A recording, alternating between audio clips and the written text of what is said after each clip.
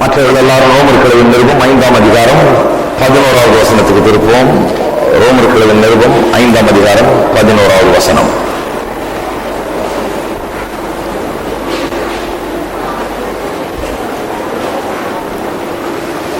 அதுவும் அல்லாமல் இப்பொழுது ஒப்புரவாகுதலை நமக்கு கிடைக்க பண்ணின நம்முடைய கர்த்தராகிய இயேசு கிறிஸ்து மூலமாய் நாம் தேவனை பற்றியும் மேன்மை பாராட்டுகிறோம். தேவனை பற்றியும் மேன்மை பாராட்டுகிறோம் என்று சொல்கிறார். இந்த முதல் 11 வசனங்கள் இந்த கிறிஸ்துவுக்குள்ளான வாழ்க்கையின் முதல் பகுதி போதனைகள். இந்த முதல் பகுதி போதனைகள் இப்பொழுது முடிவு பெறுகிறது 11ஆம் வசனத்தோட. இந்த மேன்மை பாராட்டுகிறோம் என்கிற வார்த்தையை மறுபடியும் இந்த முதல் 11 வசனங்களை நாம் வாசித்திருக்கிறோம். இது 3வது முறையாக வருகிறது. முதல்ல அவர் சொல்லுகிறார், தேவ மகிமையை அடைவோம் என்ற நம்பிக்கையினாலே மேன்மை பாராட்டுகிறோம் என்று. அதாவது வரப்போகிற மகிமை, நாம் தேவனோடு கூட அவருடைய மகிமை பகிர்ந்து கொண்டு அவரோடு கூட இருக்க போகிறோமே, அதை குறித்து மேன்மை பாராட்டுகிறோம் என்று சொல்லுகிறார். முதல்ல வரப்போகிற அந்த பரலோக வாழ்வு, ரட்சிக்கப்பட்ட விசுவாசி, நீதிமானாக்கப்பட்ட விசுவாசி, தேவனிடத்தில் சேர்க்கப்பட்டிருக்கிற விசுவாசி வரப்போகிற அந்த நல்வாழ்வை நினைத்து, பரலோகத்தை நினைத்து, அங்கே நாம் மகிமையில் அவரோடு இருப்போம் என்பதை நினைத்து அவன் அதை மேன்மை பாராட்டுகிறான், மேன்மையாக எண்ணுகிறான். 3ஆம் வசனத்தில் மறுபடியும் அந்த மேன்மை பாராட்டுகள் வருகிறது. அது மாத்திரமல்ல, உபத்திரவம் பொறுமையும், பொறுமை பரீட்சையும், பரீட்சை நம்பிக்கையும் உண்டாக்குகிறது என்று நாங்கள் அறிந்து உபத்திரவங்களிலேயும் மேன்மை பாராட்டுகிறோமே. 4வது வசனம். முதல்ல என்ன சொல்லுகிறாரு? வரப்போகிற மகிமை நம்பிக்கையை குறித்து நாங்கள் மேன்மை பாராட்டுகிறோம். 2வது இன்னொரு காரியத்தை குறித்து மேன்மை பாராட்டுகிறோம் என்கிறார். அதாவது உபத்திரவங்களையும் நாங்கள் மேன்மை பாராட்டுகிறோம். அது எதற்கு அப்படி செய்கிறார் என்பதை குறித்து நாம் போதித்தோம். அதே தொடர்ச்சியா வந்து கொண்டிருக்கிறது. நடுவில் சில காரியங்களை சொல்லி வைத்துவிட்டு கடைசியில் 11ஆம் வசனத்தில் இன்னொரு காரியத்தை குறித்து மேன்மை பாராட்டுகிறோம் என்று சொல்கிறார். அது என்ன? தேவனை குறித்தே மேன்மை பாராட்டுகிறோம். வரப்போகிற நம்பிக்கையை குறித்து மேன்மை, மகிமை நம்பிக்கையை குறித்து மேன்மை பாராட்டுகிறோம். உபத்திரவங்களையும் மேன்மை பாராட்டுகிறோம். அது மட்டும் இல்லாமல் தேவனிலேயே மேன்மை பாராட்டுகிறோம். நீதிமானாக்கப்பட்ட ஒரு மனுஷன், தேவன் முன்பாக நீதிமானாக்கப்பட்டிருக்கிற ஒருவன், அவன் தேவனிலேயே மேன்மை பாராட்டுகிறவனாய் இருக்கிறான். இந்த தேவனிலே மேன்மை பாராட்டுவது என்றால் என்ன? தேவனிலே மேன்மை பாராட்டுகிறோம் என்று சொல்லுகிறாரே, அதனுடைய தேவனை பற்றி மேன்மை பாராட்டுகிறோம் என்று அதனுடைய அர்த்தம் என்ன? தேவனை பற்றி மேன்மை பாராட்டுவது என்று சொன்னால் கர்த்தரை கலிகூர்ந்திருப்பது, அவரோடு இருக்கிற உறவை சந்தோஷமாக அனுபவிப்பது, அவரை நேசிப்பது, அவரை ஆராதிப்பது, அவரை துதிப்பது, நம்முடைய வாழ்க்கையில் எல்லா காரியங்களை காட்டிலும் அவரையே மேன்மையாக கருதி வைத்து, அவரை முதன்மையாக வைத்து அவரை மேன்மை பாராட்டுவது. அதைத்தான் அவர் என்ன சொல்லுகிறார்? தேவனை குறித்து மேன்மை பாராட்டு, தேவனை பற்றியும் மேன்மை பாராட்டுகிறோம் என்று.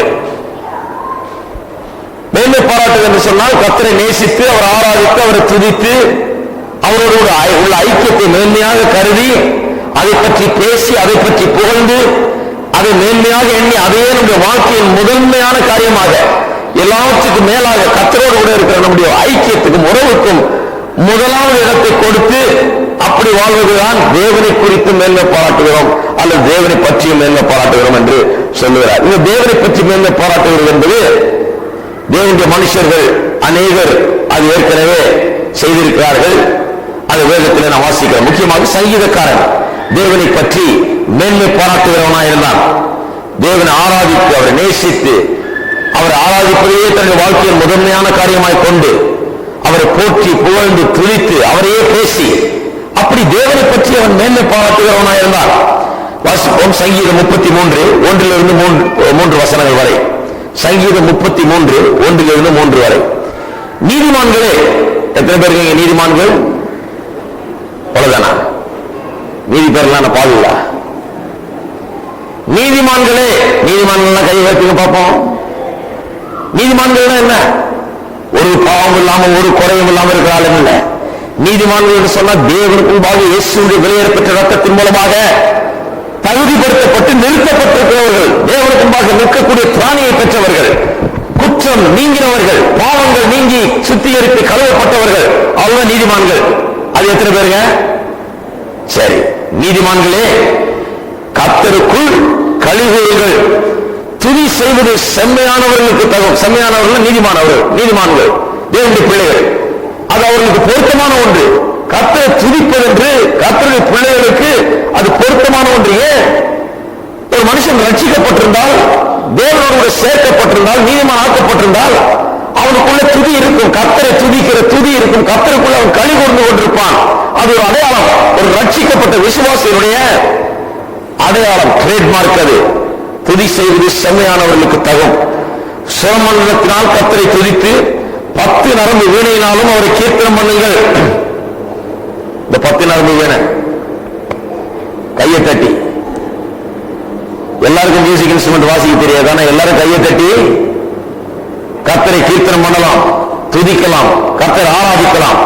ரட்சிக்கப்பட்ட ஒரு மனுஷனுக்குள்ளாக அவன் தேவனோடு சேர்க்கப்பட்டிருக்கிற காரணத்தினாலே, ஒப்புரவாயிருக்கிற காரணத்தினாலே, அவன் தேவனிடத்தில் வந்து தேவனுடைய பிள்ளையாக மாறி இருக்கிற காரணத்தினாலே அவனுக்குள்ள துதி இருக்கிறது.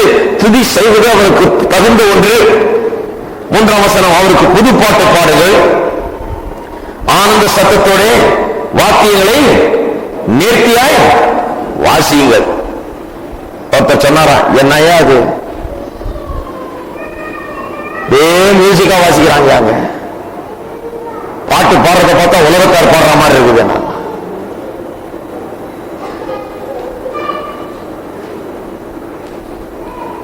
உலகத்தார் பாடுற மாதிரி இருக்குதான் பாட்டு பாடுறது. வேதம் சொல்லுது நேர்த்தியாய் வாசிக்கணும். அவன் வாசிக்கிறத விட நல்லா வாசிக்கணும். கோயில் ஒரு மூலையில உட்கார வச்சுட்டு டொக்கு டொக்குன்னு கொட்டை அடிச்சுட்டு இருக்க கூடாது. இங்க அவங்க வாசிக்கிறத விட நேர்த்தியாய் வாசிக்க வேண்டும். கையை தட்டி கர்த்தரை ஆராதிக்க வேண்டும். புது பாட்டை பாடணும், நல்ல நல்ல பாட்டா பாடணும், புது பாட்டா பாடணும். ஆனந்த சத்தத்தோடு, ரொம்ப குறைத்தா இல்ல, ஆனந்த சத்தத்தோடு உள்ள இருக்கிற மகிழ்ச்சியோடு நிறைந்து ரட்சிக்கப்பட்ட மக்கள் உள்ளத்தில் அவர்களுக்கு தேவனோடு உறவு இருக்கிறபடினால, தேவனை தான் அவங்க பெருசா கருதுகிறபடினால ஆராதனையின் நேரம் வந்து ரொம்ப அருமையான நேரமா இருக்கிறது. அவர் உள்ளத்தில் இருந்து ஆராதனை பொங்கி வருகிறது. இது ஏதோ ஒரு உணர்ச்சியை கலப்பது கிடையாது. ஏதோ மூலத்தை அடிச்சு ஏதோ ஒண்ணு வெளியே கொண்டுறது கிடையாது. அப்படி பண்றது கிடையாது. அதெல்லாம் பண்ண வேண்டிய அவசியமும் கிடையாது. கர்த்தரை ஆராதிக்கும் போது நம்ம உள்ளம் நன்றியால் பொங்கி வருகிறோம், சத்தம் வருகிறோம், கை தட்டுறோம், கையை உயர்த்துறோம், ஆராதிக்கிறோம், வார்த்தைகளை வாசிக்கிறோம், உணர்ச்சி பூர்வமா எல்லாத்தையும் செய்யறோம். வெறும் உணர்ச்சி இல்ல, தேவனுடைய பிள்ளைகளாக நாம் மாறி இருக்கிறபடினால அந்த உணர்ச்சி நமக்குள்ள இருக்கிறது. கர்த்தரை அப்படியாக நாம் ஆராதிக்கிறோம். சங்கீதக்காரன் அப்படிதான் செய்தார். வாசிப்போம். அடுத்தது சங்கீதம் 34 1 முதல் 3 வசனங்கள். கர்த்தரை நான் எக்காலத்திலும் ஸ்தோத்தரிப்பேன், அவர் துதி எப்போதும் என் வாயில் இருக்கும். பாருங்க என்ன சொல்றாரு சங்கீதக்காரர். சொல்றாரு, கர்த்தர் தான் என்னுடைய பிரதானமான வாழ்க்கையில மிக முக்கியமான பகுதி கர்த்தருக்கு தான். எப்ப பார்த்தாலும் அவருடைய துதி என் வாயில் இருந்துகிட்டே இருக்கும். இதுதான் கர்த்தரை மேன்மை பாராட்டுவது, அல்லது தேவனை பற்றியே மேன்மை பாராட்டுவது. இதுதான் இந்த ஆளை பார்த்தா எப்ப பார்த்தாலும் கர்த்தரை துதி அவருடைய வாயிலே இருந்துகிட்டு இருக்குது. கர்த்தருக்குள்ள ஆத்துமா மேன்மை பாராட்டும். சிறுமைப்பட்டவர்கள் அதை கேட்டு மகிழ்வார்கள். மற்றவர்கள் கேட்கக்கூடிய அளவுக்கு, பார்க்கக்கூடிய அளவுக்கு, மற்றவர்கள் சந்தோஷப்படுகிற அளவுக்கு, மற்றவர்கள் மத்தியிலே தேவனுடைய பிரசனத்தை விளங்க பண்ணுகிற அளவுக்கு இவர் கர்த்தரை துதிப்பாராம். அவர் துதிக்கிறது மட்டுமில்லாமல் அவர் சபையை பார்த்து சொல்லுகிறார், என்னோட கூட கர்த்தரை மகிமைப்படுத்துங்கள், நாம் ஒருமித்து அவர் நாமத்தை உயர்த்துவோமாக. அவர் பெரிய சாங் லீடர், அவர் பாட்டு நடத்துகிறவர். அவர் பாட்டு நடத்துறது சாதாரணமா நினைச்சாதீங்க. அது எனக்கு ரொம்ப பிடிச்ச ஒரு வேலை. பாட்டு நடத்துறது அது சாதாரணமான வேலை இல்லை. ஏதோ பிரசங்கம் பண்ற வரைக்கும் 2 பாட்டை பாடுவோம் அப்படி கிடையாது. இல்ல ஜனங்கள்லாம் கூடுற வரைக்கும் 2 பாட்டை பாடுவோம் அப்படின்னு இங்க பாடுறது கிடையாது. 8 மணினா 8 மணிக்கு தான் ஆரம்பிக்கிறோம். அந்த முதல் நிமிஷத்திலிருந்து முழு மூச்சோடு கர்த்தரை ஆராதித்து துதித்து நாம் பாடுகிறோம். இது ஏதோ ஃபில் இன் தி கேப் கிடையாது. காலியான இடங்களை பூர்த்தி செய்யற மாதிரி 8 8 முக்கால் வரைக்கும் கொஞ்சம் காலியா இருக்குது, அதெல்லாம் கொஞ்சம் ஒரு 4 பாட்டை விடுவோம் அப்படி கிடையாது. ஜனங்களை துதிக்கும்படியாக அழைக்கிறோம், கர்த்தரை மகிமைப்படுத்தும்படியாக, தேவனை மேன்மை பாராட்டும்படியாக, ஒருமித்து அவருடைய நாமத்தை உயர்த்தும்படியாக ஆராதனை நேரம் என்பது அருமையான ஒரு நேரமாயிருக்கிறது. அதைத்தான் நாம் செய்கிறோம். தேவனை குறித்தே அல்லது தேவனை பற்றியே மேன்மை பாராட்டுகிறோம் என்ற பவுல் சொல்லும் போது இதைத்தான் சொல்லுகிறார். God is his chief delight. தேவன் தான் அவருடைய மிகப்பெரிய சந்தோஷம், அவருடைய மிகப்பெரிய ஆறுதலும்.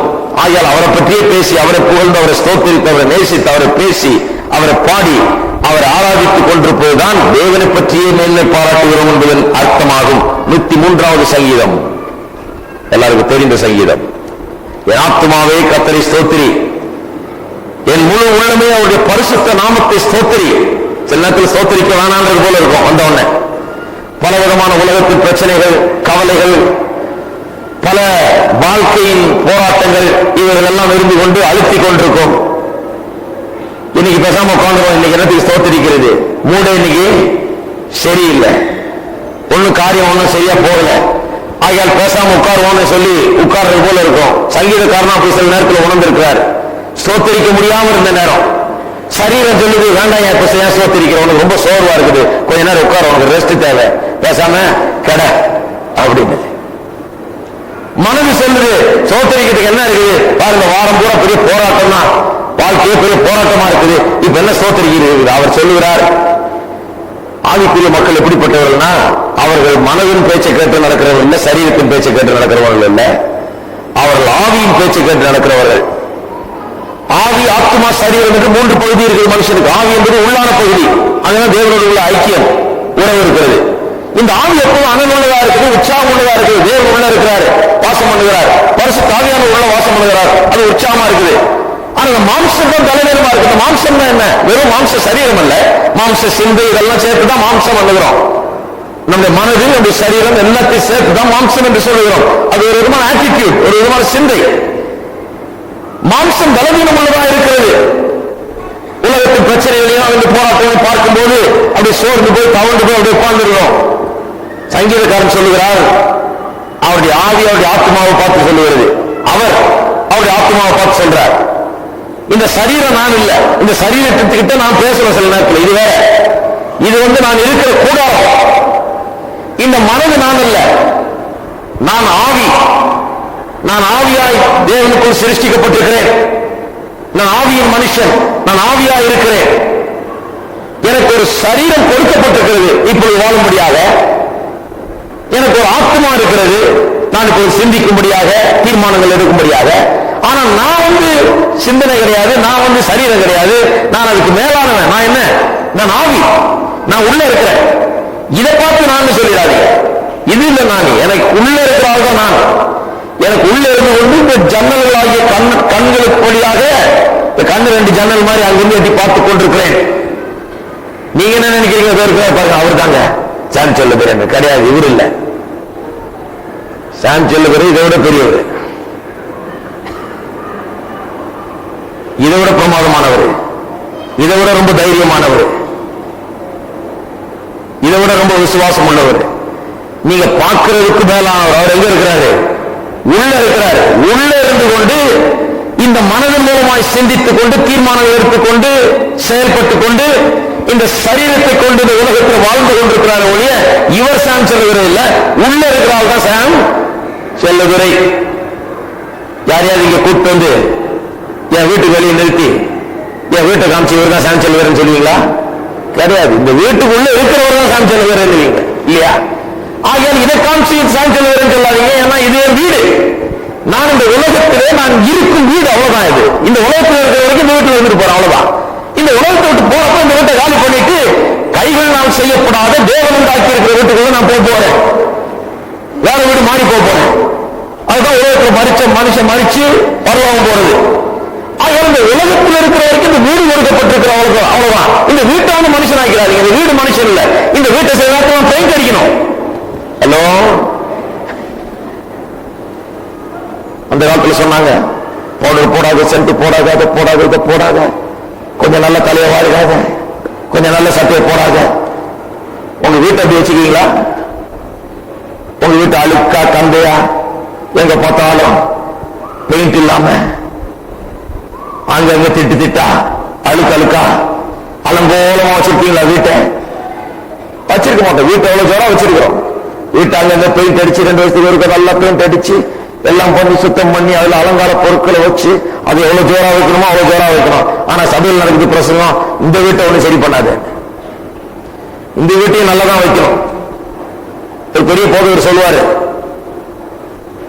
a little painting even makes the old barn looks good. பழைய மாட்டு தொழுவத்தை கூட கொஞ்சம் பெயிண்ட் அடிச்சா பாக்குறதுக்கு நல்லா இருக்கும். ஆகையால கொஞ்சம் பவுடர் போட்டுக்கல, கொஞ்சம் நல்லா உடுத்திக்கல, கொஞ்சம் நல்லா தான் இருங்களேன். நல்லா தான் இருந்தா என்ன இப்ப கெட்டு போச்சு, கொஞ்சம் நல்ல வாசனை அடிக்கட்டுமே, கொஞ்சம் ஆள் பாக்குறதுக்கு தான் நல்லா இருக்கட்டுமே. இது ஒரு வீடு தானே, நம்ம வீட்டை நல்லா வச்சிருக்கிறோமோ அந்த அளவுக்கு நம்ம இந்த வீட்டை நம்ம நல்லா வைக்க வேணாமா? இது கர்த்தரால் நமக்கு கொடுக்கப்பட்டிருக்கிற ஒரு வீடு. இந்த உலகத்துல வாழ்ற வரைக்கும் இந்த வீட்டை நம்பிதான் நம்ம வாழணும்.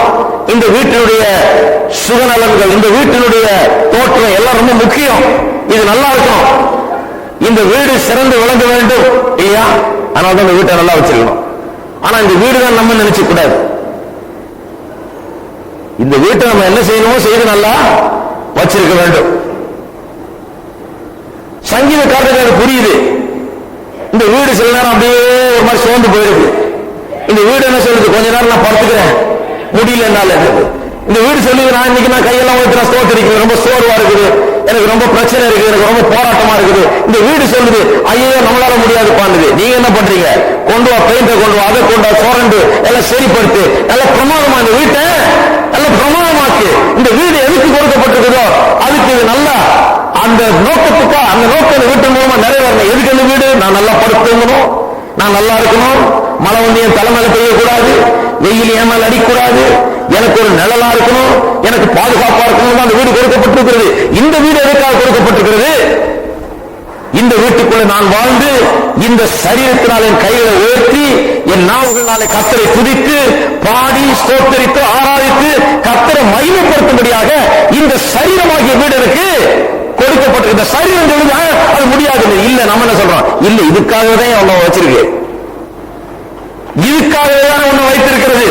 கர்த்தர் உனக்கு 2 கையை கொடுத்தது இதுக்குதானே, கர்த்தர் நாவை கொடுத்தது உனக்கு இதுக்குதானே, சத்தத்தை கொடுத்தது இதுக்குதானே. சில நினைக்கிறான் கையை கொடுத்து வெறும் சாப்பிடுறதுக்கு கிடையாது. நல்லா சாப்பிட்டு கையை நல்லா உயர்த்தணும், சாப்பிடுறது நிறுத்திடக்கூடாது, கையை வச்சு சாப்பிடுறது இல்லை. சங்கீதக்காரங்களை பார்த்து சொல்றாரு, ஆத்மாவே சரீரத்தை பார்த்து சொல்லுறாரு, என் ஆத்மாவே.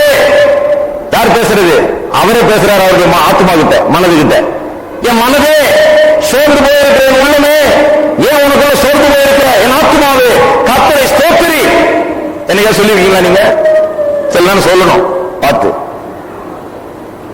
என் ஆத்மாவே கர்த்தரை ஸ்தோத்திரி, என் முழு உள்ளமே அவருடைய பரிசுத்த நாமத்தை ஸ்தோத்திரி, முழு உள்ளமே அவருடைய பரிசுத்த நாமத்தை ஸ்தோத்திரி, என் ஆத்மாவே கர்த்தரை ஸ்தோத்திரி, அவர் செய்த சகல உபகாரங்களையும் மறவாதே. லூக்கா 1ஆம் அதிகாரத்துக்கு திருப்புவோம்.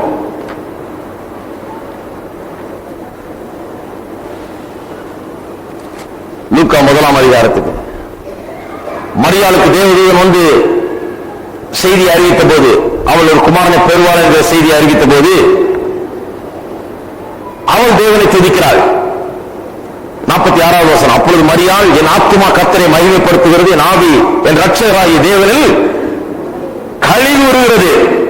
சும்மா இருந்த இந்த சாதாரண ஒரு பெண், கிராமத்து பெண், திடீரென்று தேவனை பற்றி மேன்மை பாராட்டக்கூடிய ஒரு பெண்ணாக, கர்த்தரை களி கூர்ந்து மேன்மை பாராட்டி கர்த்தரை துதிக்கக்கூடிய ஒரு பெண்ணாக அவள் மாறுகிறாள். பாருங்க, நாம் நீதிமான்களாக்கப்பட்டிருக்கிறோம், தேவனுடைய பிள்ளையாக்கப்பட்டிருக்கிறோம் என்பதை உணர்ந்து தேவனிடத்தில் நாம் சேர்க்கப்பட்டிருக்கிறோம், அவர் குடும்பத்தில் சேர்க்கப்பட்டிருக்கிறோம் என்பதை நாம் அறிந்து உணரும் போது நாம் துதிக்காமல் இருக்க முடியாது. பிலிப்பியர் 3ஆம் அதிகாரத்துக்கு திருப்போம். பிலிப்பியர் 3ஆம் அதிகாரத்துக்கு அப்போஸ்தலனாகிய பவுல் எப்படி அவர் சொல்லுகிறார் என்பதை 3ஆம் அதிகாரம் 1ஆம் வசனம். மேலும் என் சகோதரரே, கர்த்தருக்குள் சந்தோஷப்படுங்கள், எழுதினவர்களே எழுதுவது எனக்கு வருத்தம் அல்ல, அது உங்களுக்கு நலமாயிருக்கும். கர்த்தருக்குள் சந்தோஷப்படுங்கள் என்று சொல்லுகிறார். எங்கிருந்து எழுதினார் யோசிச்சு பார்த்தீங்கன்னா, பிலிப்பியர்களின் நிருபத்தை சிறைச்சாலையில் இருந்து எழுதுகிறார், கட்டப்பட்டவராக எழுதுகிறார். ஜெயிலில் உட்கார்ந்துட்டு, ஐயோ எனக்காக தெரியுங்க, நான் இங்க கட்டப்பட்டிருக்கிறேன், எனக்கு சொல்ல முடியாத வேதனை, நீங்க எல்லாம் ஜெபிச்சாதான் எனக்கு ஆகும், நீ கண்டிப்பா அப்படி கிடையாது. அங்க உட்கார்ந்துக்கிட்டு கட்டப்பட்டவராக உட்கார்ந்து கொண்டு இழுப்புவில் இருக்கிற மக்களுக்காக எழுதுகிறார். அவர் என்ன சொல்லுகிறார்? கர்த்தருக்குள் சந்தோஷப்படுங்கள். அதனால்தான் இது ரொம்ப முக்கியமாக கவனிக்க வேண்டிய ஒன்று. ஜெயிலுக்குள்ள இருந்துகிட்டு ஒரு மனுஷன் என்ன எழுதுகிறாரு? கர்த்தருக்குள் சந்தோஷப்படுங்கள். பாருங்க, கர்த்தருடைய பிள்ளைகள் எங்க இருந்தாலும் பரவாயில்ல, ஜெயில இருந்தாலும் பரவாயில்ல, வீட்டுல இருந்தாலும் பரவாயில்ல, எங்க இருந்தாலும் பரவாயில்ல, சந்தோஷமாக இருக்கிறார்கள். கர்த்தருக்குள் அவங்க சந்தோஷமா இருக்கிறார்கள். எப்படி சந்தோஷமா இருக்கும்? என்னையா ஜெயில இருந்து எப்படி சந்தோஷமா இருக்க முடியும்? ஏன் சந்தோஷமா இருக்க முடியும்னா, கர்த்தர் ஆண்டவராக இருக்கிறார், அவரால் கூடாத காரியம் ஒன்றுமில்லை. ஒருவனும் நம்முடைய தலைமுடியில ஒன்றை கூட எடுக்க முடியாது சொல்லி இருக்குது, அவருடைய சித்தம் இல்லாமல். கர்த்தர் நம்மை கைவிட மாட்டார், கர்த்தர் நம்மை தாங்கி நடத்துகிறவர். பயப்படுறதுக்கு ஒண்ணுமே கிடையாது. இந்த உலகத்துல பயத்துக்கு இடமே கிடையாது, நம்ம உள்ளத்துல பயத்துக்கு இடமே இருக்கக்கூடாது என்பதை தேவனுடைய பிள்ளை அறிந்து வைத்திருக்கிறான். ஆகையால் தான் கர்த்தருக்குள் சந்தோஷப்படுகிறது அங்கிருந்து எழுதுகிறார். அது மட்டும் இல்லாமல் 4ஆம் அதிகாரத்தில் பார்ப்போம். 4ஆம் வசனம், 4ஆம் அதிகாரம் 4ஆம் வசனம். கர்த்தருக்குள் எப்பொழுதும் சந்தோஷமாயிருங்கள். ஜெயிலுக்குள்ள இருந்து என்ன எழுதுகிறார்? எப்போதும் சந்தோஷமாயிருங்கள், சந்தோஷமாயிருங்கள் என்று மறுபடியும் சொல்லுகிறேன். சாதாரணமா ஜெயிலுக்குள்ள இருக்கிறவங்க வெளியே இருக்கிறவங்க தான் கொஞ்சம் சந்தோஷமா இருங்கய்யா, சந்தோஷமா இருங்க, நீங்க லெட்டர் போட்டுட்டு இருக்கோம், நீங்க கொஞ்சம் சந்தோஷமா இருங்க, கவலைப்படாதீங்க, பயப்படாதீங்க. இவர் அங்கிருந்து லெட்டர் போடுறாரு, இவங்க எல்லாம் பயந்து போய் இவங்க எல்லாம் சந்தோஷத்தை எழுதிட்டாங்க.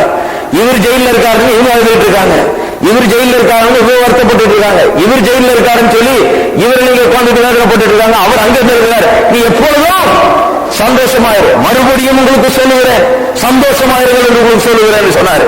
ஒரு பேரை சொல்லி கேட்கலன்னா 2வது தடவையா சொல்றேன் கேளுங்க என்றார்.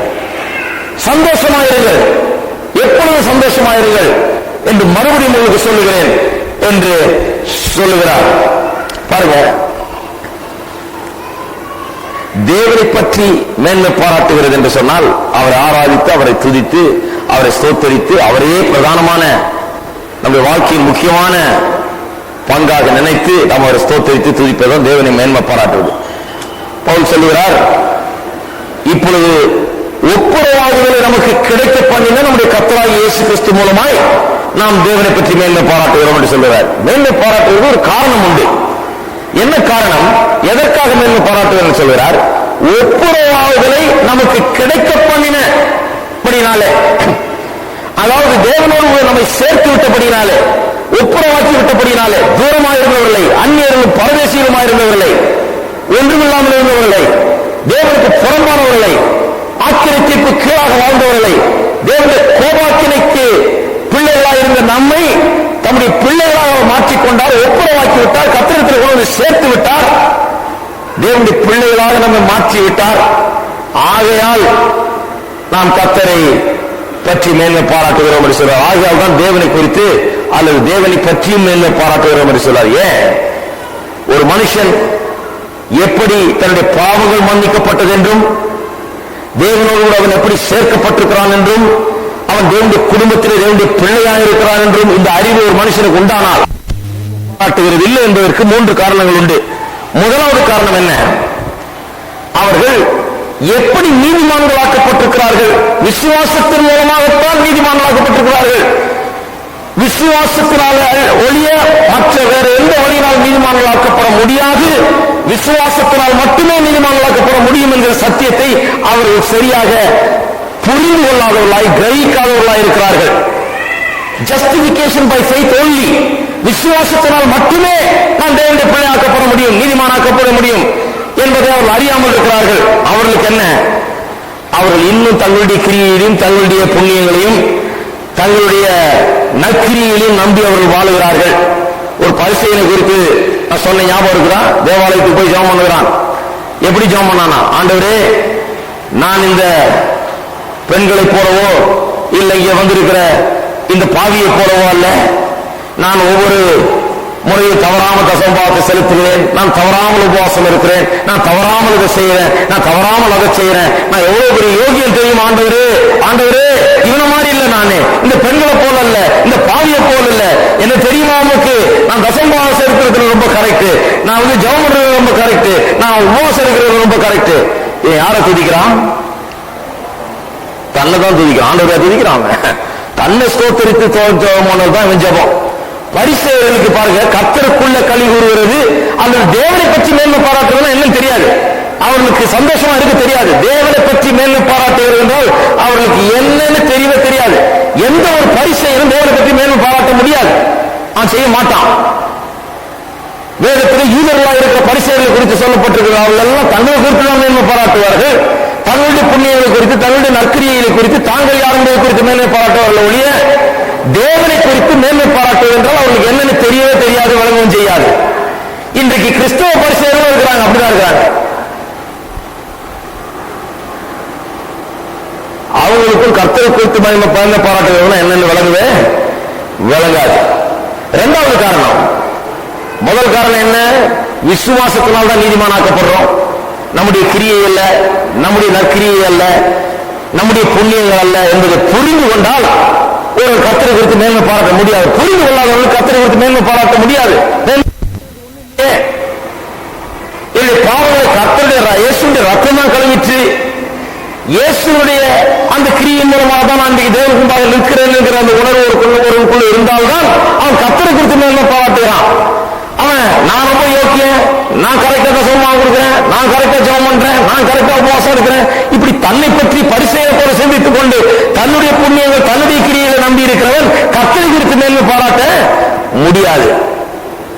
நான் ஒண்ணும் இல்ல, என்னுடைய கிரியைகளினால் அல்ல, என்னுடைய புண்ணியங்களினால் அல்ல, நான் செய்த நன்மையினால் அல்ல, இயேசுவின் ரத்தத்தினால் நான் கழுவப்பட்டிருக்கிறேன், ஆகியால் நான் தேவனுடைய பிள்ளையாக இருக்கிறேன் என்ற அந்த ஒரு சத்தியத்தை அறிந்தவன் தேவனை மேன்மை பாராட்டுக்கு தடையே கிடையாது. அவன் ஆட்டோமேட்டிக்கா தேவனை மேன்மை பாராட்டுகிறான். இரண்டாவது, இன்னும் சிலர் இருக்காங்க, அவங்க எப்படின்னா அவர்கள் தங்களுடைய கிரியை நம்புகிறது சரிபடாது என்பதை அறிந்தவர்கள். தங்களுடைய புண்ணியங்களையோ தங்களுடைய சொந்த கிரியையோ நம்பி நாம் ரட்சிக்கப்பட முடியாது என்று ஓரளவுக்கு உணர்ந்திருக்கிறார்கள். ஆனாலும் ஓரளவுக்கு தங்களுடைய கிரியை நம்பிதான் இருக்கிறார்கள். ஓரளவுக்கு தங்களுடைய கிரியை நம்பிதான் இருக்கிறார்கள். இது எப்படின்னா இந்த பக்கம் ஒரு கால், அந்த பக்கம் ஒரு கால். ரட்சிக்கப்பட்டது இயேசுவை விசுவாசிக்கிறார்கள். ரட்சிக்கப்பட்ட பிறகு அவர்கள் பழையபடி தங்களுடைய கிரியை நம்பிதான் வாழுகிறார்கள். இதை குறித்து கலாத்தியர் நிருபத்தில் வாசிக்கிறோம். கலாத்தியர் நிருபம் முழுவதும் வாசித்து பார்த்தீர்கள் என்றால் அப்படிப்பட்டவர்களுக்காக எழுதப்பட்டது. ஒரே ஒரு வசனம் வாசிக்கிறேன், மையமா இருக்கிற வசனத்தை. கலாத்தியர் 3:3 வசனத்தை வாசிக்கிறேன். கலாத்தியர் நிருபம் முழுவதும் எப்படிப்பட்ட நிருபம் என்று சொன்னால், பவுல் அப்போஸ்தலன் இந்த ஜனங்களுக்கு போதித்து ரட்சிப்பவர்களை கொண்டு வந்து பிரசங்கித்து இதெல்லாம் ரட்சிக்கப்பட்டிருக்காங்க. ரட்சிக்கப்பட்ட பிறகு யாரோ ஒருத்தர் வந்து வேற நிலத்துல போதிச்சுட்டு போயிட்டாங்க. இப்ப பாருங்க, ஜம்மல மடுகுன்னு ஒரு வாசிக்கிறதுக்கு கதையை சொல்லுவாரு. ஜம்மல மடுகுன்னு ஆந்திரால ஒரு இடத்துல கூட்டம் நடத்துறோம். பெரிய கூட்டம், ஏராளமான ஜனங்கள். ராத்திரியில மட்டும் கூட்டம் முடிஞ்ச பிறகு கடைசி 2 நாள் கிட்டத்தட்ட ஒரு 3000 பேருக்கு மேல அந்த கிரவுண்ட்ல படுத்திருந்தாங்க. ராத்திரி நடுராத்திரி அந்த கிரவுண்ட் முழுக்க படுத்திருக்காங்க ஜனங்க. அவ்வளவு பேர் அங்கேயே தங்கி இருந்து அடுத்த நாள் அட்டன் பண்றதுக்கு பெரிய மைதானத்துல அப்படியே படுத்து கிடக்குறாங்க எல்லாரும். இங்க ஒரு ஆளு, நாங்க எல்லாம் மீட்டிங் நடத்தி, இவ்வளவு பெரிய மீட்டிங்கை நடத்தி அநேகருக்கு சோகம், அநேகருக்கு விடுதலை, அநேகர் வந்து சாட்சி சொல்றாங்க. எவ்வளவு அற்புதமான ஒரு கூட்டம். அங்க பக்கத்தில் இருக்கிற பல விதமான ஊர்கள்ல இருந்து அங்க எங்களுக்கு கிரவுண்ட் கொடுத்தவங்களுக்கு போன் கால் வந்து எங்க ஊருக்கு வர சொல்லுங்க, திருப்பதியிலிருந்து ஒரு ஆள் கூப்பிட்டு எங்க ஊருக்கு வர சொல்லுங்க, இங்க வந்து நடத்த சொல்லுங்க இந்த கூட்டத்தை சொல்லி இப்ப அது ஆள் போயிருக்குது அது ஒழுங்கு பண்றதுக்கு. இவ்வளவு பிரமாதமா கூட்டம் நடக்குது. அங்க ஒரு ஆள் வந்துட்டார் சண்டைக்கு. எங்க ஆள் ஒருத்தர் பிடிச்சிக்கிட்டு, நம்மகிட்ட ஒருத்தர் இருக்கார் சாம், அவரை பிடிச்சி என்னையா கூட்டம் நடத்துறீங்க நீங்க, ஓ பெரிய கூட்டம் நடத்துறீங்க, ஜனங்களை முக்காடு போட சொன்னீங்களா, நீங்க செருப்பை கழட்டி வச்சுட்டு வர சொன்னீங்களா ஜனங்களை. இவர் வேலைக்கு சொல்லி பார்த்திருக்கிறார். நான் சொன்ன ஒண்ணும் இல்லைங்க, அவரை செருப்பு கழட்டி வச்சுட்டு கொஞ்ச நேரம் மேடைக்கு வந்து உட்கார சொன்னா சரியா போகுது, செருப்பு தானா காணாம போயிடும். இவ்வளவு 1000 பேர் வந்திருக்கிறாங்க, அவன் அடிச்சு போடும், அடுத்த நாள் மரியாதையை போட்டிருப்பாரு. இவர்கிட்ட ஏன் பேசுனீங்க, வாங்க சார் நீங்க அங்க கழட்டி வச்சு நீங்க வந்து பாருங்கன்னு சொல்லுங்க, சரியா போடுவார். நாளைக்கு ஒரு நாள் ஒரு செருப்பா வாங்கிட்டு இருப்பாரு இவரு. பெரிய மதவாதிகள், பரிசே கிறிஸ்தவ பரிசேயர்கள். ரட்சிக்கப்பட்டதுக்கு மட்டும் இயேசு விசுவாசிக்கிறாங்க. அதுக்கப்புறம் இவங்க செய்யறதுனாலதான் இவங்க ரட்சிப்பு. அதுக்கப்புறம் இவ்வளவு ஜனங்களும் வேதனை சிலுவையிலேயும் சிவகனத்திலேயும் பாடுகளிலையும் வந்திருக்கான். அவன் பாவம் விடுதலை கிடைச்சா போகணும் வந்திருக்கான். அவனுக்கு பெரிய உபதேசம், பிரசங்கம் பண்ண வேண்டிய உபதேசம் நீங்க முக்காடு சொல்றாரு. அந்த உபதேசத்தை பிரசங்கம் பண்ணிடலாம். நீங்க ஏன் பிரசங்கம் பண்ணல? நீங்க பாவம் சாம் அவர்கிட்ட மாட்டிக்கிட்டார். சரி, அவர்கிட்ட தப்பிச்சு வெளியே வந்திருக்காரு. அடுத்த நாள் இவர் என்ன பண்ணார்? அந்த 3000 பேர் படுத்திட்டு இருந்த ஆளுகளை எழுப்பி அவர் ஒரு மீட்டிங் நடத்தி இருக்கிறார். நாங்க வர்றதுக்கு முன்னால மீட்டிங் நடத்தி, நீ கர்த்தரிடத்தில் இந்த ஆசீர்வாதத்தை பெற வேண்டும் என்றால் நீ முக்காடு போட்டே ஆக வேண்டும், இல்லைன்னா ஒரு ஆசீர்வாதம் கிடையாது. சரி, முக்காடு போடுங்க. கர்த்தரிடத்துல ஆசீர்வாதம் பெறல முக்கால போட்டவனோட ஆசீர்வாதம் வரணும். அப்புறம் ஏசு செத்தது எதுக்கு? ஹலோ, அது அவ்வளவு பெருசா பிரசங்கம் பண்றாரு. அதாவது எதை இடத்துல வைக்கணுமோ அதை வைக்காம இதை கொண்டாந்து இப்ப ரட்சிப்புக்கும் விடுதலைக்கும் சுகத்துக்கும் இவருடைய எல்லாத்துக்குமே அதுதான் முக்கியம். நீ இதை செய்தால் நீ ரட்சிக்கப்படுவார்.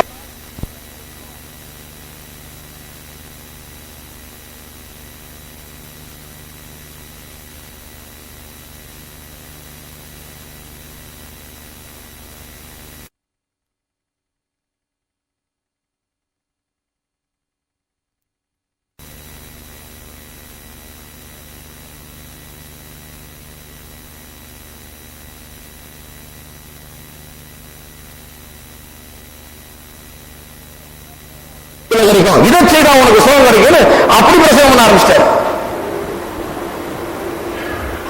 நம்மளும் விட்டுருக்காங்க, என்னத்தையே பண்ணிக்க போ.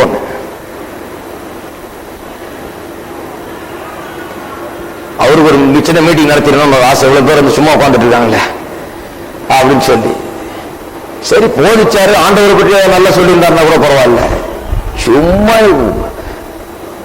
துளியளவு கூட முக்கியம் இல்லாததை மலையளவு பேசுற ஆளுங்க நம்ம ஆட்கள். மலையளவு முக்கியம் உள்ளது, துளியளவு கூட பேச மாட்டாங்க. எது ரொம்ப ஒரு சாதாரண ஒரு காரியத்தை ரொம்ப பெருசாக்கி பெரிய காரியத்தை ரொம்ப சாதாரணமாக்கிட்டு போயிட்டே இருப்பாங்க. எல்லா ஊர்லயும் இப்படி இருக்கிறாங்க ஆளுங்க.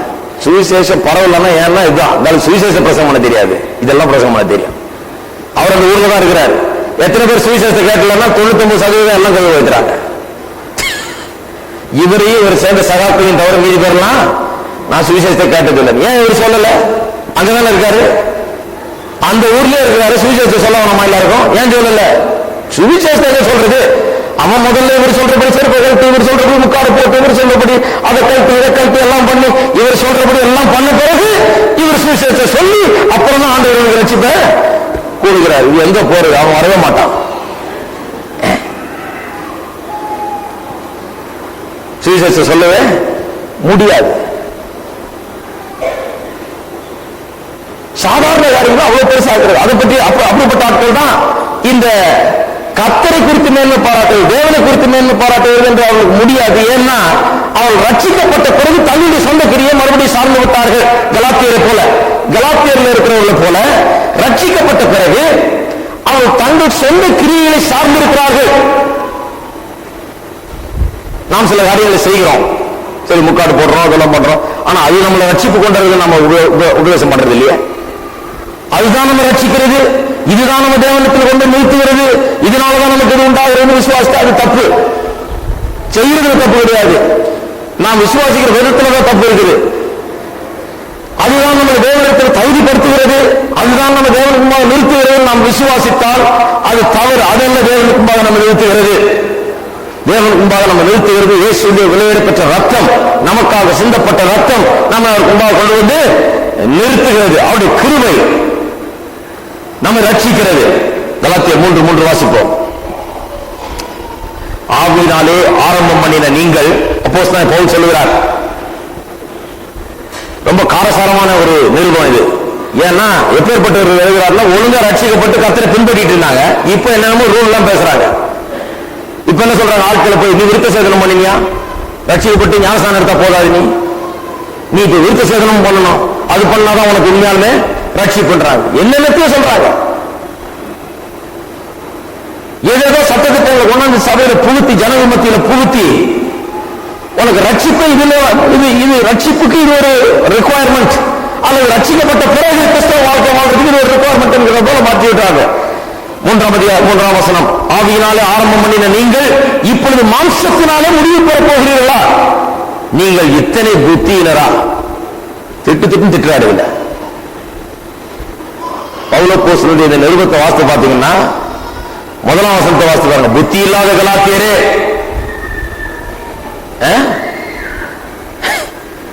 புத்தி இல்லாத கலாத்தியரே, நீங்க சத்தியத்துக்கு கீழ்ப்படியாமல் போகத்தக்கதாக உங்களை மயக்கிறவன் யார்? என்னத்தை வச்சு மயக்கிறாங்க? விசுவாசிங்க. எப்படி மயங்கிட்டாங்க? ஏதோ உபதேசத்துல வாங்கிட்டாங்க. அதை பண்ணி இதை பண்ணி 1008 ரூல போட்டு இதுதான் பரிசுத்தம், இதுதான் உங்க தேவனுக்கு இருக்குதான் சொல்லி 1008 விதமா திரிச்சு பேசி இவங்களை மயக்கத்துக்குள்ளாக்கிட்டாங்க. அதைத்தான் சொல்றாருங்க, உங்களை மயக்கிறவன் யார்? இயேசு கிறிஸ்து சிலுவையில் அறையப்பட்டவராக உங்கள் கண்களுக்கு முன் பிரத்யட்சமாய் உங்களுக்குள்ளே வெளிப்படுத்தப்பட்டிருந்தாரே. ஒன்றை மாத்திரம் உங்களிடத்தில் சொல்ல விரும்புகிறேன், அறிய விரும்புகிறேன். நியாயப்பிரமாணத்தின் கிரியைகளினாலேயா விசுவாச கேள்வியினாலேயா எதினாலே ஆவியை பெற்றீர்கள்? ஆவியினாலே ஆரம்பம் பண்ணின நீங்கள் மாம்சத்தினாலே முடிவு பெறப் போகிறீர்களா? நீங்கள் இத்தனை புத்தியினரா?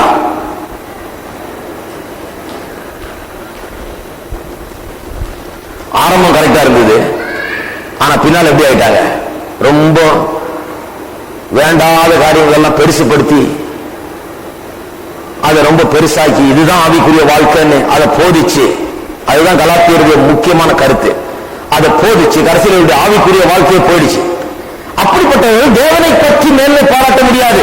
அவர்களுக்கு எதை பற்றி மேன்மை பாராட்டுறாங்க? ஒரு ஆளை பார்த்தோன்னே, நீ விருத்த சேதனம் பண்ணிருக்கியா, நீ அதை பண்ணிட்டியா, இதை பண்ணிட்டியா, நீ இப்படி இருக்கிறியா, நீ அதை கழட்டிட்டியா, இதை போட்டியா, இதுதான் கேள்வி.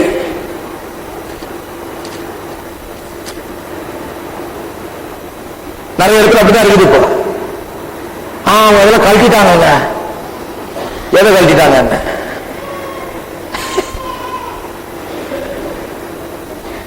புத்தியை கழட்டாம இருந்தா சரி. எதை கழட்ட சொல்லி இருக்கிறார் ஆண்டவர்? ஒண்ணுத்தையும் கழட்ட சொல்ல. உங்களையே நீங்க தேவனத்தில் ஒப்பு கொடுத்திருக்கிறீர்கள், தேவனுக்காக வாழ போறீங்க. நீங்க வந்து பாவியா இருந்த ஆண்டவர் உங்களை ரட்சித்தார், தம்முடைய ரத்தத்துக்குள்ள உங்களை சுத்திகரித்து கழுவினார். இப்ப நீங்க செய்ய வேண்டியதெல்லாம் நீங்க அவருக்காக வாழ வேணும், அவ்வளவுதான். அவரை பற்றி கொள்ள வேணும், அவரை குறித்து மேன்மை பாராட்ட வேணும், அவருக்காக ஜீவிக்க வேணும், அவரை நேசிக்க வேண்டும், அவருடைய பாதையில் நடக்க வேணும், அவர் சொல்றதை செய்துட்டு போகணும், அவ்வளவுதான ஒழிய இருந்த நீங்க ஏதோ ஒண்ணு செய்ய அதன் மூலமாக நீங்க மட்டும் தகுதி பெற போறீங்கன்னா அது முடியாத காரியம். அதைத்தான் அப்போஸ்தலனாகிய பவுல் கலாத்தியர் முழுவதும் போதிக்கிறார். ஆகையால ரட்சிக்கப்படும் போது தேவனை இயேசுவை விசுவாசித்து அதன் பிறகு தன்னுடைய வாழ்க்கையிலே பலவிதமான காரியங்களை சேர்த்து இப்படி குழப்படி ஏற்படுத்துகிறவர்கள் தேவனை பற்றி மேன்மை பாராட்ட முடியாது. அவர்களால் அது முடியாது. மூன்றாவது இன்னொரு விதமான ஆட்கள் இருக்கிறாங்க. அவங்க எப்படின்னா, தங்களுடைய ஜீவியத்தில் இருக்கிற குறைகள், குறைபாடுகள், சில தவறுகள் நடக்கும்போது இவர் என்ன பண்றாங்க? அதை பற்றியே எண்ணி எண்ணி எண்ணி தங்களுடைய உள்ளங்களை ஆராயணும் என்கிற அந்த காரியத்தை செய்து உள்ளத்தை ஆராயணும் என்று சொல்லி கடைசியில் உள்ளதும் போச்சுன்னு இருக்கிறாங்க. நான் ஒரு கூட்டத்துக்கு போயிருந்தேன். அவங்க சொன்னாங்க, மீட்டிங் முடிஞ்ச கண்ணை மூடுங்க, எல்லாம் கண்ணை மூடணும், எல்லாம் விசுவாசிங்க, எல்லாம் அத்தனை பேர் 100 பேர்னா 100 பேர் விசுவாசிங்க, கண்ணை மூடு, எல்லாம் கண்ணை மூடணும். எல்லாம் கண்ணை மூடணும்னு உங்களுடைய பாவங்கள் எல்லாம், உங்களுடைய குறைகள் குற்றங்கள் எல்லாம் உங்க கண்ணுக்கு முன்னாலே போது நிற்கும். நான் கண்ணை மூட்டே இருந்தேன், ஒன்னும் வந்து நிக்கல. அப்புறம் அவர் சொன்னாரு, நல்ல கண்ணை மூட்டை டிவி மாதிரி வரும்னாரு. டிவியில வர்ற மாதிரி வரும். அதே டிவி 8% இப்ப டிவி மாதிரி வரும்ன்றாருன்னு பார்த்தேன். இதுக்கு மட்டும் டிவி வருது, டிவியில வர மாதிரி வரும், உனக்கு வரிசையா வந்து பாவம் குற்றம் வரும்னாரு. கொஞ்ச நேரம் பொறுத்து பார்த்தா அங்க இருக்கிற அத்தனை விசுவாசம் அழுதுட்டு இருக்கிறான். ஆண்டவரே ஆண்டவரே, அப்பாவி அப்பாவி அப்பாவி, போச்சையான பாவியான பாவியான ஆயுத அப்படியே ஆமன் போட்டு போயிட்டாரு அவர் பாட்டுக்கு. என்ன ஆகுது பாவம்? சரி, இவன் பாவம் செய்திருந்தாலும் இவன் வந்து ரட்சிப்பு அடைஞ்சு விசுவாசியா இருந்து அதன் பிறகு தவறுகளை செய்து பாவம் செய்து அதை பற்றி உணர்த்தப்பட்டிருந்தாலும், செல்ஃப் எக்ஸாமினேஷன், தன்னை பற்றி அவன் ஆராயும் போது அது அவன் அறிந்து ஐயோ நான் பாவி என்பதை உணர்ந்தாலும் அடுத்த ஸ்டெப்புக்கு அவனை கொண்டு பாவி என்று உணர்ந்ததோட விட்டா போவாது. உணர்ந்ததுனால பெரிய அளவுக்கு வந்துடுறதில்லை. இப்போ உணர்ந்து அவன் அதை விட்டு விட்டு அவன் அதை வெறுக்கி தள்ளி வெறுத்து, ஆண்டவரே உடைய ரத்தத்தினால் என்னை சுத்திகரியும், என்னை கழுவும், நான் உடைய பிள்ளை, பிசாசானவன் என்னை இடத்திலிருந்து பிரிக்க முடியாது, எந்த பாவம் இடத்திலிருந்து என்னை பிரிக்க முடியாது, என்னை பாவம் நான் அறிக்கை செய்கிறேன், விட்டு விடுகிறேன், உங்களுடைய பிள்ளையாக மறுபடியும் ஒரு பிரசனத்தில் நான் நிற்கிறேன் என்று சொல்லி அவனை உறுதிப்பட்டு அவன் சந்தோஷத்தை பெற்றெல்லாம் போகணும். அதை விட்டுட்டு அப்படியே அழுதான் இவர் பாட்டுக்கு ஆமென்ட்டு போயிட்டாரு. இன்னும் அழுவிட்டு அவன் பாட்டுக்கு வெளியே வீட்டுக்கு போறான்.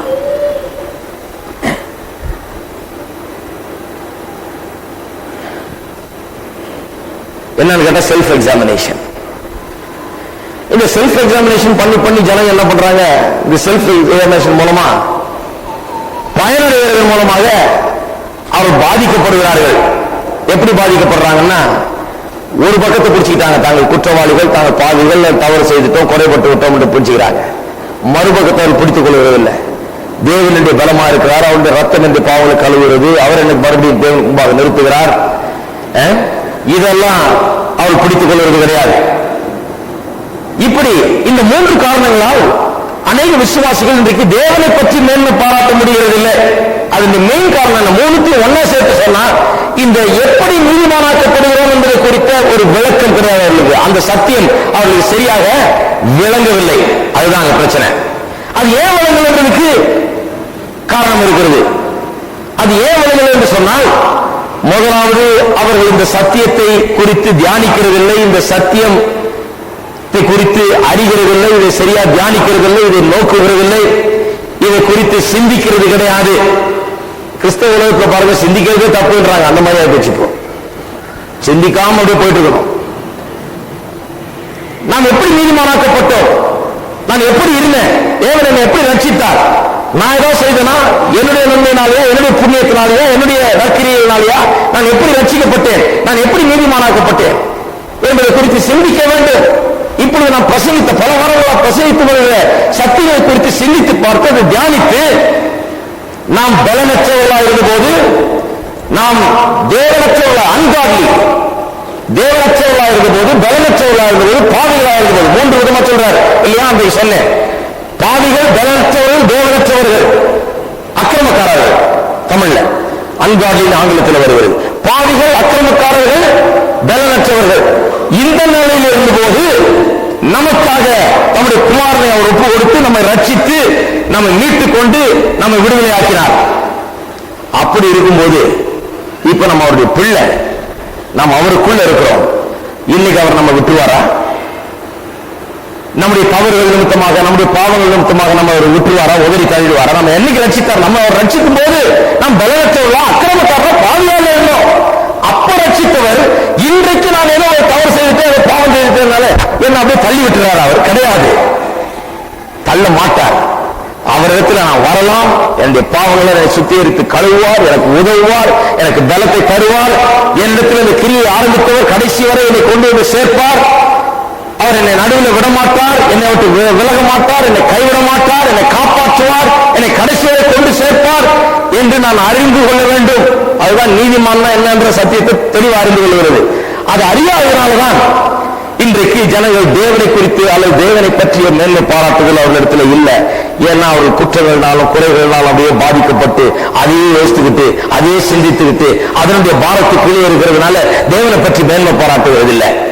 ஆனால் ஒருவர் தான் குற்றவாளி என்பதை உணர்ந்து தன்னுடைய பாவங்களை அறிக்கை செய்து விட்டு விட்டு தேவனோடு திரும்ப சேர்ந்து அவருடைய அன்பையும் அவருடைய பரிவையும் அனுபவிக்கும் போது அவனுக்குள்ள சந்தோஷம் விடுவார்கள். ஆண்டவரே, நான் எவ்வளவு பெரிய தப்பு செய்தேன், எவ்வளவு தூரமா போனேன், எப்படி இருந்தேன், நீர் என்னை திரும்ப சேர்த்துக் கொண்டீரே, நீர் எனக்கு இவ்வளவு திரும்ப செய்தீரே, என்னுடைய பாவங்களை என்னை கழுவினீரே, என்னை சுத்தமாக்கினீரே, என்னை செம்மைப்படுத்தினீரே என்று சொல்லி அவனுக்குள்ள சந்தோஷம் பொங்கும்.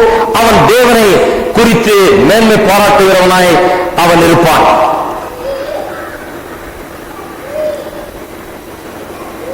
தேவனை குறித்து மேன்மை பாராட்ட வேண்டும் என்றால் எப்படி நாம் நீதிமானாக்கப்பட்டோம் என்பதை குறித்து சற்று சிந்தித்து பார்க்க வேண்டும், அதை தியானிக்க வேண்டும். செல்ஃப் எக்ஸாமினேஷன் என்று சொன்னால் அந்த self examination brings self realisation of our weaknesses. நம்மை நாம் ஆராய்ந்து பார்க்கும்போது நமக்குள்ள என்ன குறைகள் இருக்கிறது, நமக்குள்ள என்ன தவறுகள் இருக்கிறது என்று உணர்கிறோம். உண்மைதான், நம்முடைய பலவீனங்களை நாம் காண்கிறோம். அதோடு அது நின்றதில்லை. அடுத்த ஸ்டெப்புக்கு போறோம். அது என்ன? கிறிஸ்து நமக்கு என்ன செய்தார்? இயேசு எனக்காக எதற்காக மரித்தார்? அவருடைய ரத்தம் இன்றைக்கு எனக்கு என்ன செய்கிறது? இன்றைக்கு எப்படி என்னுடைய பாவத்தை கழுவுகிறது? இன்றைக்கு அது என்னை எப்படி சுத்தமாக்குகிறது? இன்றைக்கு எப்படி ஆவியானவரை கொண்டு அவர் என்னை பலப்படுத்துகிறார், எனக்கு ஜெயத்தை தருகிறார், பாவத்தின் மீதும் சோதனையின் மீதும் எனக்கு எப்படி பலத்தை தருகிறார்? அந்த ரியலைசேஷன் அடுத்தது வரணும். செல்ஃப் ரியலைசேஷன் என்று சொல்லி, அல்லது செல்ஃப் எக்ஸாமினேஷன், தன்னைத்தானே ஆராயிரம் சொல்லி ஐயோ நான் பாவி பாவி பாவி அழுது போயிடக்கூடாது. அடுத்த ஸ்டெப்புக்கு வரணும். அடுத்த ஸ்டெப் என்ன? கிறிஸ்து எனக்காக என்ன செய்தார்? அவருடைய ரத்தம் எனக்கு இன்றைக்கு என்ன செய்து கொண்டிருக்கிறது? அவருடைய ஆவியானவர் எனக்குள்ள எப்படி கிரியை செய்து எனக்கு ஜெயத்தை தருகிறார், என்னுடைய பாவங்களை மேற்கொள்ள அவர் எப்படி உதவி செய்கிறார்? அந்த ஸ்டெப்புக்கு நான் வர வேணும். அப்பொழுது இந்த சத்தியத்தின் வெளிப்பாடு நமக்கு கிடைக்கும். கிறிஸ்து நமக்காக எதுக்கு மரித்தார், அவருடைய ரத்தம் என்ன, அவருடைய பாடுகள் என்ன, அவருடைய ஆவியானவர் நமக்குள்ள என்ன செய்கிறார், தேவன் நம் பட்சத்தில் இருக்கிறார், நமக்காக இருக்கிறார் என்பதை நாம் உணர்ந்து இந்த ஆவிக்குரிய வெளிப்பாடை பெறும்போது அடுத்த ஸ்டெப்புக்கு போறோம். அது என்ன? தேவனை பற்றி மேன்மை பாராட்டுகிறோம். தேவனை பற்றி மேன்மை பாராட்டுகிறோம் என்கிற அந்த அடுத்த படிக்கு நாம் போகிறோம்.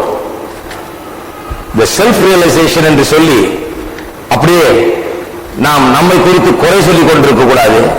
நாம் தேவனை குறித்து மேன்மை பாராட்டுகிற அந்த நிலைக்கு நாம் வந்தாக வேண்டும்.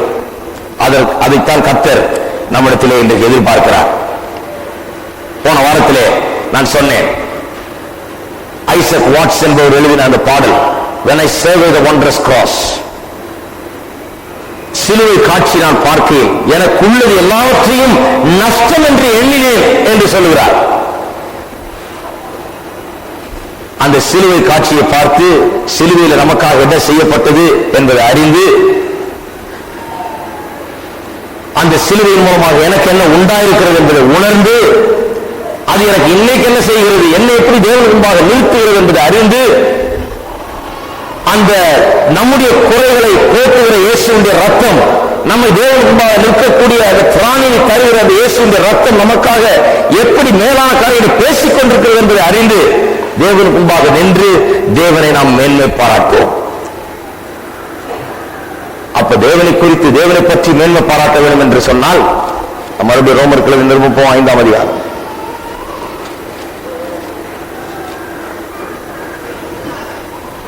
முதலாம் வசனத்திலிருந்து முதல் 2 வசனங்களை வாசித்து விட்டு 3-4 வசனங்களை வாசித்து பிறகு 11ஆம் வசனத்தை வாசிக்கிறேன், பிறகு முடிப்போம்.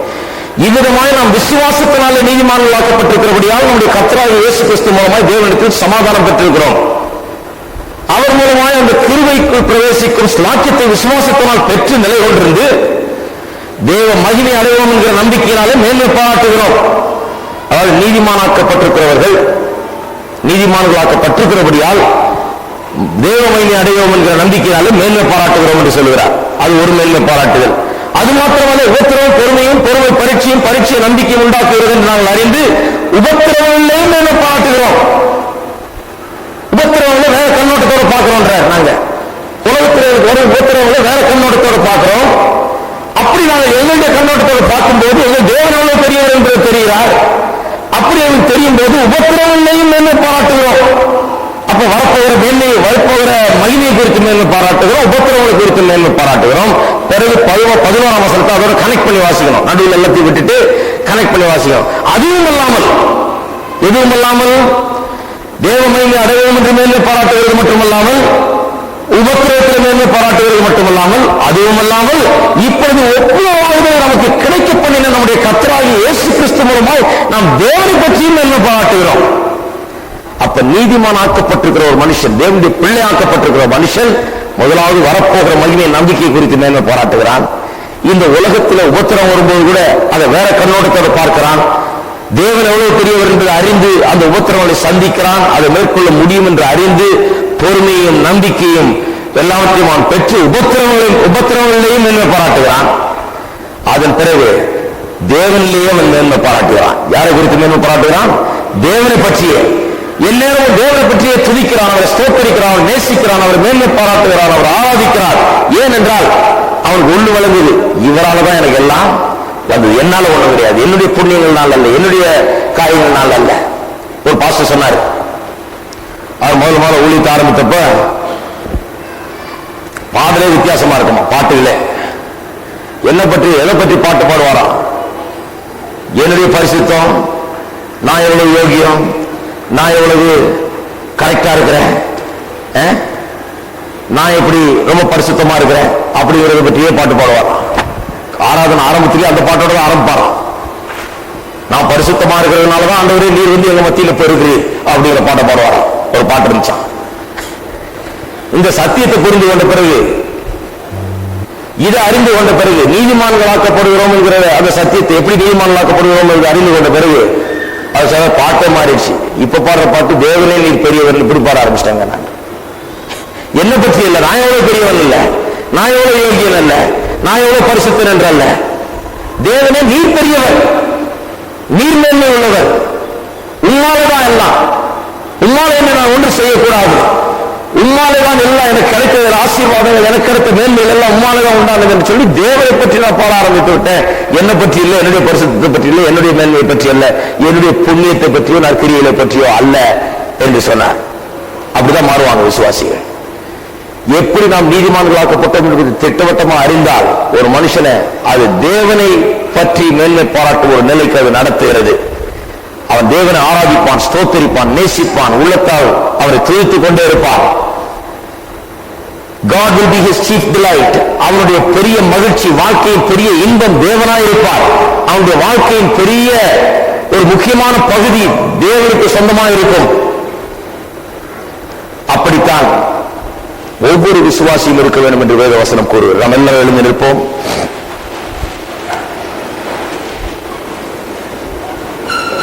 நாம் அப்படி இருக்கிறோமா? தேவனை பற்றி மேன்மை பாராட்டுகிறவர்களாக, கர்த்தரை நான் காலத்திலும் ஸ்தோத்தரிப்பேன், அவருடைய துதி எப்போதும் என் வாயில் இருக்கும் என்று சங்கீதக்காரன் சொன்னபடி கர்த்தரை பற்றியை நினைத்து அவரையே துதித்து அவர் ஆராதித்துக் கொண்டிருக்கிறோமா? அப்படி இல்லை என்றால் இந்த சத்தியத்தை சரியா புரிந்து கொள்ளவில்லை என்ற அர்த்தம். நாம் எப்படி நீதிமானாக்கப்பட்டோம் என்பதை சரியா புரிந்து கொள்ளவில்லை. நாம் எப்படி தேவனுடைய பிள்ளைகளாக்கப்பட்டோம் என்பதை சரியாக புரிந்து கொள்ளவில்லை. நாம் எந்த இடத்திலிருந்து வந்தோம், எப்படி தேவன் நம்மை ரட்சித்தார், பலனற்றவர்களாய், அக்கிரமக்காரர்களாய், பாவிகளாய் இருந்தபோதே நம்மை ரட்சித்தார் என்பதை நாம் சரியாக புரிந்து கொள்ளாதனால்தான் தேவனை பற்றி மேன்மை பாராட்ட முடியாமல் இருக்கிறது. நம்முடைய ரட்சிப்பை நாம் புரிந்து கொள்ள வேண்டும். நாம் எப்படி நீதிமானாக்கப்பட்டிருக்கிறோம் என்று புரிந்து கொண்டால் தேவனை துதிப்பது ஒரு பெரிய காரியம் அல்ல. அவருடைய துதி எப்போதும் நம்முடைய வாயில் எரிந்து கொண்டே இருக்கும். ஏனென்றால் அவர் யார், எனக்கு என்ன செய்தார், என்னை எப்படி மாற்றினார் என்பதை என்ற உணர்வு நம்ம ஆட்கொண்டிருக்கும். நம்ம எல்லாரும் கரங்களை உயர்த்தி ஆண்டவரை ஸ்தோத்தரிப்போம். கர்த்தருடைய கிருபைக்காக நாம் கர்த்தரை ஸ்தோத்தரிப்போம். அவருடைய கிருபையின் மூலமாய் விசுவாசத்தை கொண்டு நாம் ரட்சிக்கப்பட்டோம் என்று வேதவசனம் சொல்லுகிறது. நம்முடைய கிருபையின் மூலமாய் அல்ல, அவருடைய கிருபையின் மூலமாய். அந்த கிருபைக்காக நாம் கர்த்தரை ஸ்தோத்தரிப்போம். நம்முடைய புண்ணியங்களால் அல்ல, நாம் நடந்து கொள்ளுகிற விதத்தினால் அல்ல, நம்முடைய மேன்மையினால் அல்ல, நம்முடைய நற்கிரியினால் அல்ல. அதெல்லாம் நல்லதுதான், அதெல்லாம் செய்யறோம் தான். சின்ன சின்ன கிறிஸ்தவ சட்டத்திட்டங்கள் அல்ல நம்ம தேவனுக்கு முன்பாக நிறுத்துகிறது. அதெல்லாம் சில காரியங்கள் நல்ல காரியமாக இருக்கலாம், அதை செய்யறது ஒன்று தப்பு இல்லை, செய்யலாம். ஆனால் அவையெல்லாம் நம்முடைய தேவனுடைய பார்வைக்கு முன்பாக நம்மை தகுதிப்படுத்துகிறது. ஹல்லேலூயா. கர்த்தரை நாம் ஸ்தோத்திரிப்போம். அவருடைய துதி எப்போதும் வாயிலே இருக்கும். நாம் ஒருமித்து அவரை மேன்மைப்படுத்துவோம், மகிமைப்படுத்துவோம் என்று சங்கீதக்காரன் சொல்லுகிறான். நாம் ஒன்று கூடி ஒருமித்து அவரை நாம் மேன்மைப்படுத்துவோம். கர்த்தர் நல்லவர், கர்த்தர் பெரியவர், கர்த்தர் எல்லாவற்றையும் செய்து முடித்திருக்கிறார். ஹல்லேலூயா. கர்த்தர் பெரியவர், அவர் உயர்ந்தவர், அவர் சிறந்தவர். ஹல்லேலூயா. ஸ்தோத்திரம் தேவனே, உமக்கு ஸ்தோத்திரம். பாவிகளாய் இருக்கும் போதே நம்மை ரட்சித்தவர், நம்மை தூக்கி எடுத்தவர், நம்மை மாற்றினவர். அவருடைய வல்லமை நம்மை தொடர்ந்து நடத்துகிறது. ஆவியானவருடைய வல்லமை நம்மை தொடர்ந்து நிறுத்துகிறது, பாவங்களை மேற்கொள்ள செய்கிறது. தேவனுடைய வார்த்தை நமக்குள்ளே இருக்கிற வார்த்தை ஜெயத்தை நமக்கு கொடுக்கிறது. ஹல்லேலூயா. நமக்கு ஜெயத்தை பலன் அல்ல, நம்முடைய அல்ல, நம்முடைய ஆற்றல் அல்ல, கர்த்தருடைய வார்த்தை, அவருடைய ஆவியானவர், கல்வாரி சிலுவையில் செய்யப்பட்ட கிரியை, இவைகள் தான் நமக்கு இன்றைக்கு ஜெயத்தை தந்து ஒவ்வொரு நாளும் ஜெயத்தில் நடக்க வைக்கிறது. ஹல்லேலூயா. ஸ்தோத்திரம், ஸ்தோத்திரம் கர்த்தாவே, ஸ்தோத்திரம் தேவனே, உமக்கு ஸ்தோத்திரம். ஹல்லேலூயா, உமக்கு ஸ்தோத்திரம். ஸ்தோத்திரம் தேவனே, உமக்கு ஸ்தோத்திரம். தேவனில் மேன்மை பாராட்டுங்கள், தேவனை குறித்து மேன்மை பாராட்டுங்கள். வரப்போகிற பரலோகத்தை குறித்து மட்டுமல்ல, உபத்திரவங்களை மட்டுமல்ல, தேவனை குறித்து எப்போதும் மேன்மை பாராட்டிக் கொண்டிருங்கள். கர்த்தரை குறித்து சொல்லுங்கள், அறிவியுங்கள், அவருடைய நன்மைகளை, அவருடைய புகழ்ச்சியை நீங்கள் அறிவித்துக் கொண்டே வருங்கள். ஸ்தோத்திரம். இந்த காலை வேளையில் தேவைகளோடு வந்திருக்கிறவர்கள், பிரச்சனைகளோடு வந்திருக்கிறவர்கள், பாரங்களோடு வந்திருக்கிறவர்களுக்காக ஜெபிக்க விரும்புகிறேன்.